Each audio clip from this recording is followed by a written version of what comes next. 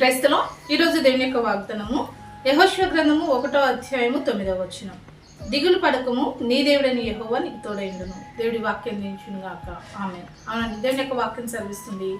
దిగులు పడుతున్న ప్రతి ఒక్కరితో సెలవిస్తున్న మాట ఏంటంటే, నువ్వు ఏ విషయంలో దిగులు పడుతున్నావో, పిల్లలను బట్ట, ఆర్థిక సమస్యలను బట్ట, కుటుంబమును బట్ట, భర్తను బట్ట, భార్యను బట్ట, లేదా నీకున్న ప్రతికూల పరిస్థితిని బట్టి, ఏంటి నా జీవితం ఇలా అవుతుంది, ఎటుపోతుంది, నేను ఏం చేయాలి, ఈ విషయంలో నాకు సహాయం చేయవారు ఎవరున్నారు, అసలు ఈ పరిస్థితి నుంచి, దిగుల నుండి నన్ను విడిపించేవారు ఎవరున్నారని దిగులతో నువ్వు కూర్చున్నావా, దిగులతో ఏడుస్తున్నావా?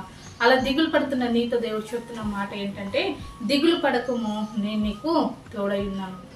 నీ ప్రతి దిగుల నుంచి దేవుడు విడిపించడానికి దేవుడు నీకు తోడుగా ఉన్నాడండి. నీకు తోడుగా నీ ఇంటి వారు నీకు దగ్గరగా లేరేమో, కానీ నీకు తోడుగా నీ దేవుడు ఉన్నాడు. ఆయన నేను ప్రతి పరిస్థితి నుంచి విడిపిస్తాడు, ప్రతి పరిస్థితిలో సహాయం చేస్తాడు.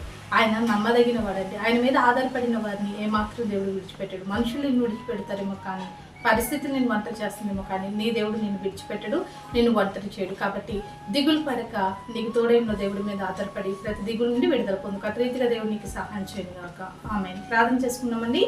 సకల ఆశీర్వాదాల కారణభూతరమైన మా ప్రియ పరలోకపు తండ్రి, ఈ యొక్క ప్రార్థనలు ఎదురుస్తున్న ప్రతి బిడ్డను మీరు జ్ఞాపకం చేసుకోండి.